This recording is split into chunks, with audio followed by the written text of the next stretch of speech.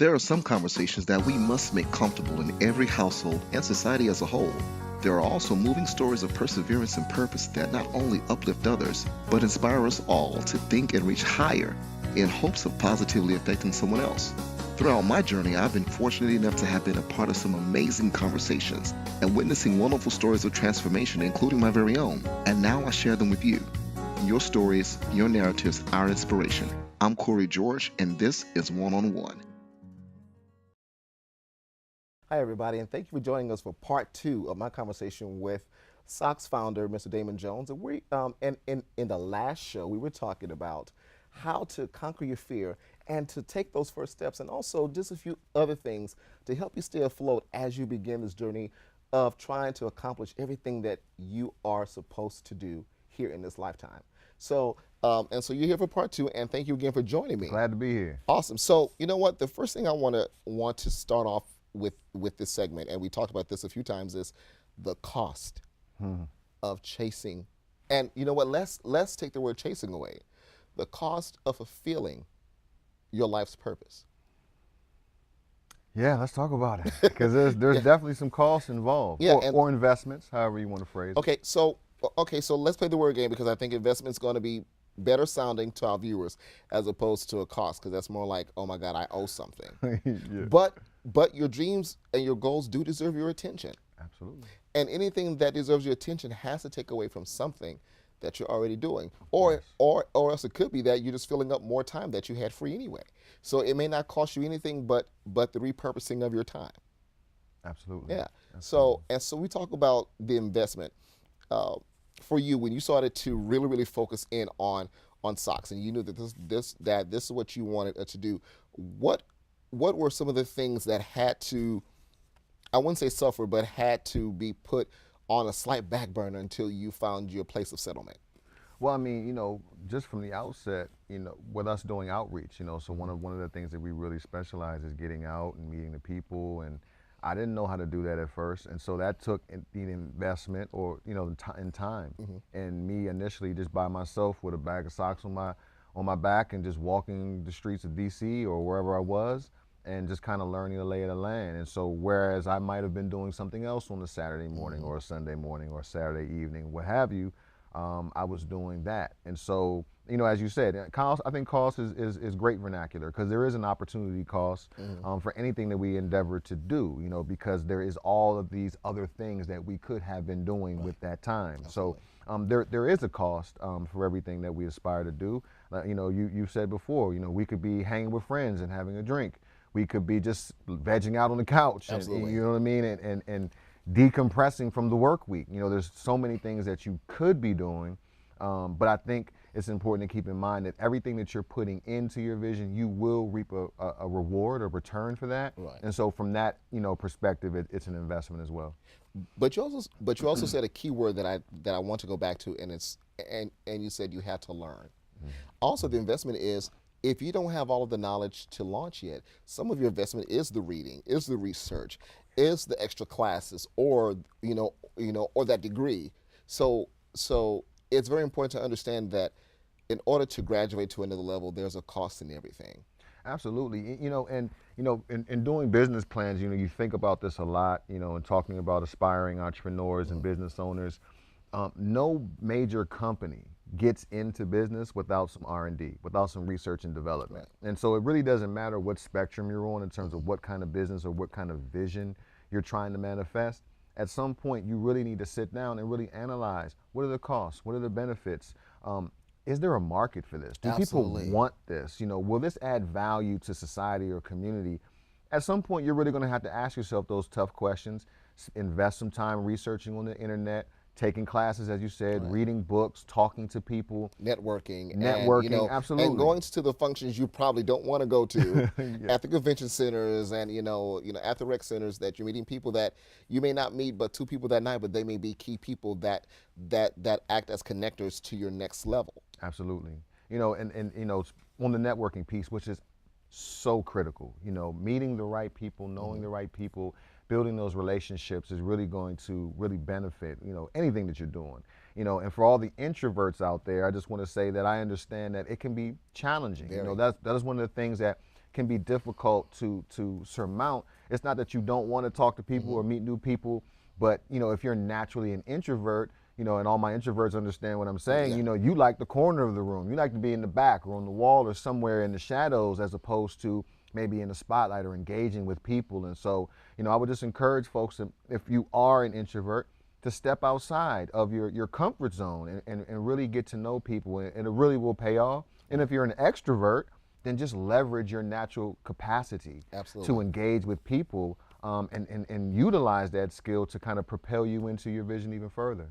But to also go one step further and help the introverts who have an issue with networking, I say that when you put yourself in a position, let's say you're going to an event that is sponsored by S.O.C.S movement, and you want to get into a nonprofit realm, well, more than likely people who are attending the event are probably doing the same thing. Absolutely. So to ease your anxiety, put yourself in a predicament where you're more likely to be around people who are trying to do what you're doing.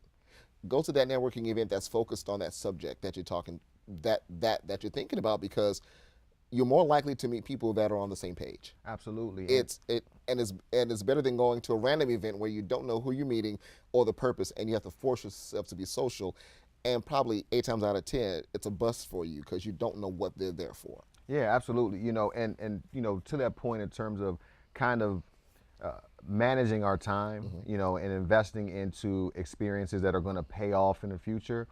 Depending on what kind of venture or what kind of business someone is thinking about, trade shows are always a really great way to network and to meet people, because depending on what niche you're in, if there's a trade show that's squarely in your niche, then you know that 90% of the people at minimum that are there are in some way in that realm of where you want to go. And so you can be reasonably assured that your time that you invest in network is going to pay off, because all of those folks are in some way connected to what you want to do. You kept saying that, the time thing, and I want people to understand that if you're worried about managing your time, I want you to do this one thing for me. And I tell people this all the time. Take a piece of paper, journal your week, meaning Monday through Friday. For every half hour, I want you to write down what you've done for that half hour. Then on that Saturday or Sunday, take a look at that list and see where you've had all these pockets of time and opportunity that you may have just missed. Because sometimes we're so used to the daily grind or the daily schedule that we can't see our opportunity for time until we write it down. Sure. And that's what I had to do, because I'm a father. I work, I write, I do this show, and I said, what? But you know what? I actually still have time to do something else, because now it's just a stricter management of time. But also build in that time that you can relax and recharge too. Yes. And so it's important to have a fair balance of work and rest. I have friends who tell me, man, I haven't really slept in a week or two. I'm like, well, why not? Because now that's the same energy that you're giving into your goals as well too, is that you're giving half energy, half steam. So those goals are not going anywhere, but it deserves your best input as well too. And I believe that God said rest, didn't he? I mean, in the good book, it says on the 7th day he did rest. Yeah. And this, this concept of grinding, it's sexy, it's out there, Yeah. it's popular. Yeah. And do we have to make sacrifices, as Yes. we were talking about before, in order to achieve our goals? We absolutely do. But there's this tipping point of, there's a point at which your effort has diminishing returns in terms Right. of how much productivity you're Absolutely. actually getting. So if you've been up for 3 days plowing away at something, now if you have a deadline, that's one thing. Yeah. But if you're just kind of grinding just to be grinding, I think it's important to understand that someone who's well rested, and they're centered, they're going to get more into 8 hours than someone who's been up for 3 days, who's on their 18th hour trying to just plug away at something. So rest and rejuvenation is absolutely essential. And that reflection piece, whether it's you're looking at what you've done moment by moment, Right. or if you're opening up your journal to say, okay, how far have I come over the last month or 2 or 3? Yeah, and so we mentioned journaling, guys, and we were talking about this in the last show.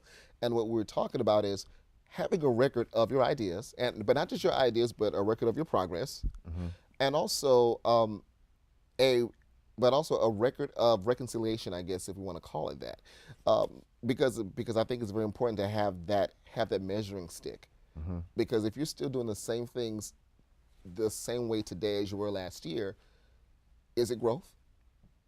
Only if you're getting a return. Right. If I've found my rhythm, Right. and I understand that I'm getting a return for these actions, that's one thing. I'm in my groove. But if I'm just kind of hitting my head up against the wall and I'm doing the same things, but I'm not producing any measurable gains or results, then yeah, I think I need to probably recalculate, revisit my strategy. Well, and so we said rhythm, and I do believe in having a great rhythm, but I also believe that at some point we must also recognize when the rhythm has become too comfortable, and we have the same expectations, and there's no growth. So how is it difficult to recognize when it's time to possibly up the speed or change the direction because we've gotten comfortable in a certain stream? Yeah, actually, my father shared something with me that I thought was pretty profound. And some of the top business minds, they plan for failure.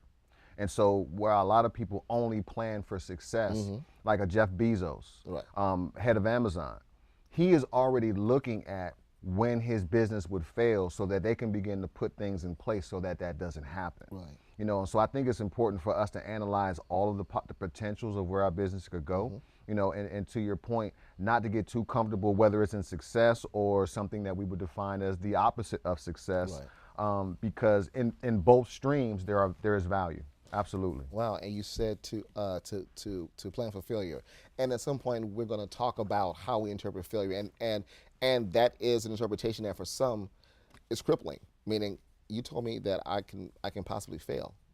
I always tell people it's guaranteed you're going to fail at least some point, but don't let that scare you. Just expect it, and as we talked about in the first in part one, have a plan of action. How do I bounce back from that failure? And so when we're talking about understanding the cost, I want to be clear because I was talking to a friend of mine, and he was knee deep in his goals, but he was like, Cory, but my dating life is suffering. I said, well, it will. And so he's like, well, so what do you mean? I said, well, things will suffer, but you have to decide how much are you willing to sacrifice and to what point before you are able to get back into doing those things. And if you stop now, will you be satisfied? If you stop this goal, can your life go on? And that's why I tell people, if your goal or purpose is so emblazoned in you, you don't want to have all these what ifs. So I suggest you settle that what if. That way you don't put that resentment on yourself or somebody else. And that kind of goes back to that self-analysis we talked about in the last episode, in terms of what do you envision that you might have to give up, or even what we were just talking about in terms of some of the costs. Right. So dating, being in that relationship may be a cost, but you have a newborn child, for lack of a better term, and so you're nurturing this new baby. And I'm not a parent, but I've met a lot of parents. Yeah. And so you typically are very kind of, leery about who comes around your baby and who's hugging your baby and kissing on your baby. And you want to create this environment to make sure that your child grows. And so depending on how important your vision is, that's going to determine what kind of people you would want around your child, your vision, this thing that you're birthing. You may not want to be bringing new people around or into that, new ideas that may be contrary to this path that you prayed on, meditated on, planned on, and that you're on this path. Yeah, but I also think that people who are watching you dedicate yourself to your goal, that also brings another level of personal attraction. And when I say attraction, I mean when you attract people and things. Yes. And it's not always a romantic thing. It's more so in a networking way. If you want me to partner with you or to give of my resources, I have to see that you're worth my investment as well too. So when I see you going after your goals in a certain way, that already tells me I don't have to ask the question. And you'd be surprised as to who's watching you as you're going along. And then when they find their point to tell you, hey, look, I've been watching you, now I'm ready to join in. And you'd be surprised that people were watching to see how far you take your own goals before they jump in and help you push past the finish line. Absolutely. Yeah, those type of people are amazing, that have that kind of wisdom, and they're rooting for you silently. Yeah. And they are out there, and it's important for us to keep in mind that, a lot of times the people that are cheering the loudest aren't really our biggest fans. A lot of times it's the people who aren't the silent observers that really are the biggest proponents for what we're doing. Not all the time, but I'm just saying that, the amount of noise that someone makes is not necessarily an indication of their intention. We have to really look at the actions, whether that's in the moment or manifest later on down the line, but definitely. Awesome. Well, listen, it's time for us to take our first break. All right. And so when we come back, we're going to talk about building your dream circle and also how to best interpret fear when fear is upon you so that you can move forward faster. And we'll be right back.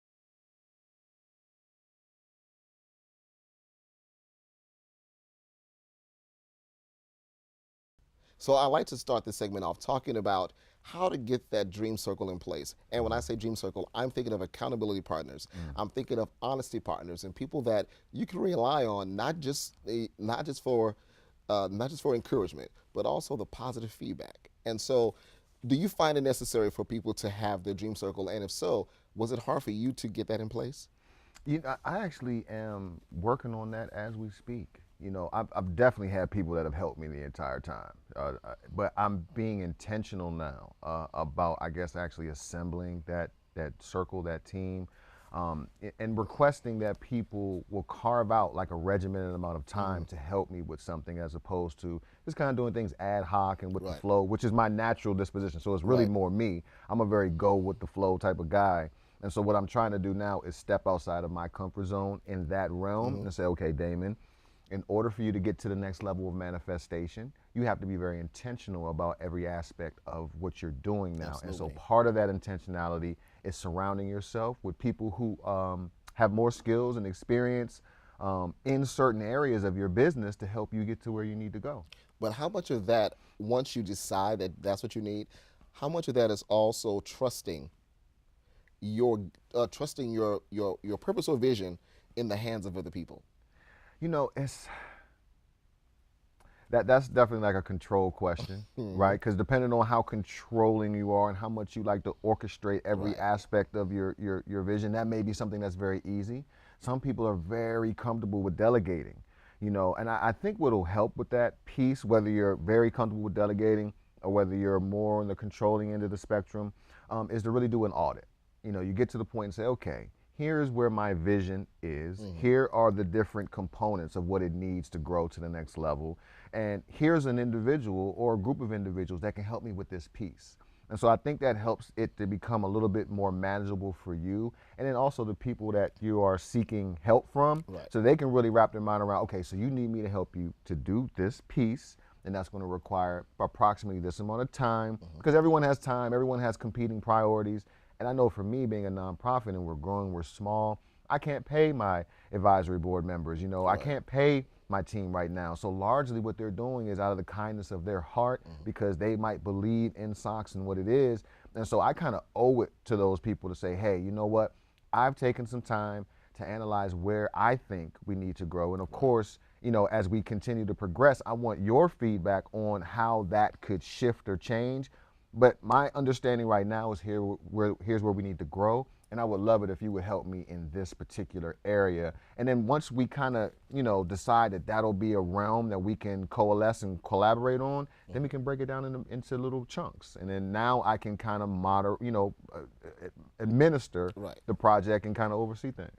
Well, I use a show as example because there are people behind the cameras and people in the control booth, and what I usually tell people is my vision includes all of these people that I need. And what also helps is that I find people who are as passionate about their contribution as they are about my vision.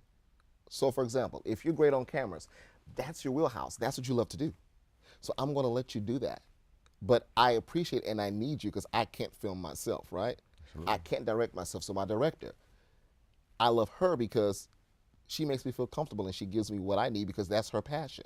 And we were all talking about this in the break room before we kind of started filming, is that everyone has a passion. But if you appreciate someone's passion, you're going to get the best of their creativity. So it's not always about finding people to do things. It's about finding people who do things that they love that can also have a contribution into what you love as well too. Yeah, absolutely. I mean, if that's, I guess, a part of the equation to a degree. You know, you hope that you bring in people that are not only skilled in their area, but as you were saying, that are passionate, because you want to be around that good energy. You know, someone may be doing something for a long time and may be very good at it, but they hate it. Right. You know what I mean? And so you may Exactly. not want to bring that into Right. into your sphere. You know, no shade to that person, but No. that might not be the right kind of energy or vibration that you want to bring Right. And they're into doing your it realm. because that's what they know to do. But it could be that no one has asked them what would they really love to do. True. And that's a question I always tell people: when you're bringing people in to your vision, ask that one question and you will see them light up because, wow, someone's asking me what makes my heart sing. And you know, that person that we talked about who may be doing something begrudgingly and they, you know, haven't enjoyed it for some time, maybe your vision gives them an opportunity to apply what they've been doing in a completely different Absolutely. way that, you know, rejuvenates Absolutely. this thing that they've been doing for so long. They're like, wow, I've been doing this forever and hated it, but I love doing it for this purpose and with you. So that could be a positive benefit as well. Well, and so going back to the word trust, because I know it's, trust can be a controlling thing. I had to say, if I trust what God has placed in me, I'm going to trust the things that He's put in line for me to use. Because most people think that when God says you can do it all, it means that you do it all. No, it means that you have the capabilities because He's put it all around you. Now it's time for you to not think that it's all out of you, but you can manage everything that God has in store for you, meaning the people, the places, the things that feed that purpose of yours. And I think that some people get it mixed up that I have to run everything. I have to do everything from A to Z. But then by the time you get to Z, but you're exhausted, you can't celebrate because you're tired. But going back to the dream circle, I think I want to include in the dream circle those people who are not in the vision, but people who give you the feedback or the encouragement. So it's like when you get that random text, or not just a random text from certain people who know, I haven't heard from Damon in a while. Let, well, because I know he's not going to answer the phone right away. But if I text him, all I have to say is, Damon, how are you doing? And he knows that I'm checking on him. How important is it for you when you don't even realize that that's what you need, that you need people to just check on you and see if you're okay, because you may not be the person to speak on that need. Oh, for me, I can speak for myself. Yeah, that's huge. You know, getting a random, hey man, everything's good, don't want a lot, just checking in, just making sure you're good, haven't Right. seen you. Those texts mean the world, you know, because we're all busy. You know, we all have all these things going on in our world. But hey, maybe I haven't even called you in 6 months. And Right. it's not because I haven't been thinking about you. I've just been busy. I've been doing this thing. So I appreciate the fact that you haven't taken that personal and you still decided to reach out to me and just say, hey man, I love you, just checking on you. That's huge. So for the last question of the evening, I want to talk about our interpretation of failure and how it can help and harm us as we continue this ladder of what we perceive as success. Yeah, you know, that failure thing is big, and I've been pondering on that. You know, and in the definition, there's several definitions Right. of failure, but one of them is a lack of success. So that just begs the question, how have you defined success? Because depending on how you define success is going to determine how you define failure. You know, and another thing with this failure thing is, you know, we were talking about time earlier. And I think time plays an important part in how you define whether you failed or not. Because I think a lot of times we have this preconception. Right. We plan out, in 5 years I'm going to be here. Right. And then 5 years comes and you may not have been where you anticipated you would be. And so we deem that a failure. But is that just another step in our progression? Is it just, it might have taken 10 years actually than just 5. So did you Right. fail? Or are you just still on the route to getting to where you wanted to be? Even if you started to do something and you didn't accomplish that thing, okay, so did you learn something from that Absolutely. journey? And if you did, and if that learning is propelling you into your next thing, was that a failure or was that just a lesson? Absolutely. You know, it just depends on, I think a lot of times, how we choose to define failure and success. Well, you said several great points, and I want to talk, and I want to extend the last one, talking about lessons learned. There are some times where I look at footage that I've taped and I say, wait a minute, I didn't do that as well as I would have liked to, I did not explore the topic as well as I would have liked to. Okay, lesson learned. How would I do that better next time? And I think that failure, or not even failure, but a retooling of what hadn't worked. If you're doing the same things and failing more than twice, that means you shouldn't be doing it that way. So I think sometimes we have to interpret failure as a moment of retooling and regrouping and say, if I am going to continue this, what different thing? It could be a small change. It could be such a minute change that no one else will notice, but you notice. And it could just be the way that you're thinking, that small change will translate into you moving forward just an inch more, even if you don't get to that. But let's say you get from 5 to 5.3 as opposed to 5 to 6. That just means that you just have to keep retooling until you get to the next step. Absolutely. And so I think that when we look at failure, again, it asks us the question: now that you see failure, what do you do with it? How do you bypass it? Do you actually stop? Do you throw in the towel? Because again, if you throw in the towel, there's going to be regret there. So I see it as, what did I learn? What did I learn about me in that moment of failure? Yes. Because because sometimes it's not even as bad as we thought. Usually it's not. Yeah, but because I stopped and I hit a roadblock internally, it was so hard for me to move forward. I may have to check myself. It's not even the steps. It's the fact that I can't deal with the fact that there's going to be some stumbling blocks. Yeah, and maybe your conception, what you developed as your conception of success, was based on maybe an inadequate research and development phase that we talked about before. Maybe you didn't take enough time to really assess reasonably how long it would take for you to accomplish this thing, or reasonably what it would look like once this thing was accomplished. And so sometimes it's just kind of like reconfiguring your expectations, reconfiguring your mental paradigm. That has personally helped me. Whereas when I looked at a situation from a different perspective, something that had plagued me as a failure in one stage now became, wait, that wasn't a failure because I'm still in the process of achieving that. Or wait, that thing manifested into the knowledge and skills I needed to do this thing. Absolutely. And I want to tell people that if you see any success that came without failure, I beg to question that success. And thank you so much, Mr. Jones, for joining us. And how can people stay in touch with you? Oh, sure. It's been a pleasure to come on. Anybody can find me at S.O.C.K.S.movement.org, and my email address and all of my social media on there, so you can find us, connect with us. If you want to host a S.O.C.S box drive, or if you want to come out and volunteer with us in the streets, or just learn more about the S.O.C.S movement and how you can be a part of it, you can get us at S.O.C.K.movement.org. And be sure to follow us on YouTube to stay up to date on upcoming and previously aired shows. You can also submit show topic ideas at oneononewithcory.com. And as always, be great to yourself so that you can be great to someone else. And until next time, God bless.